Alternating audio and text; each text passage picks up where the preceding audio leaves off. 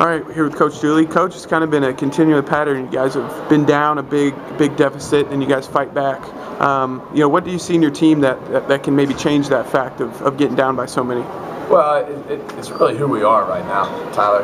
Unfortunately, we talk about it a lot. We're inconsistent, and we have shown signs of when we can play well.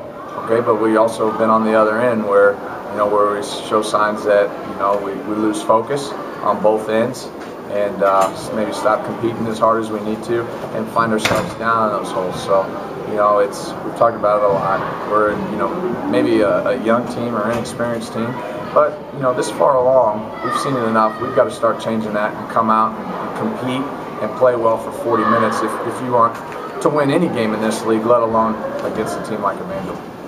Offensively, you did show some signs there late. Had a couple threes. You guys picked up a few offensive boards. What do you see in your team when they're down in the ropes like that? What has been the key for them to kind of come back and get that lead cut? Yeah. Well, in order, when you find yourself down, to get back in it, you got to get stops.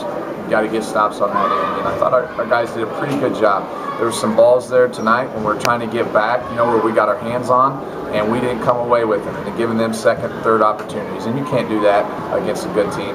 On the offensive end, we were just kind of scrapping, continuing to scrap and fight, and maybe the sense of urgency was there, and it wasn't there the whole time. So I thought we did a pretty good job of executing. They do some different things, man, zone, or whatever. I thought we got some great shots. I thought we got to the basket, and we got to finish. And when we get to the line, we had some guys that are normally been pretty good from the line. We weren't as good as we normally were or normally are, and you got to finish those. I think they shot like 85% from the line, and we were in the 60s. So again, if you're going to beat a good team, you can't do that. You got to win those 50-50 balls, and when you get to the line, you get it near the basket, we got to score.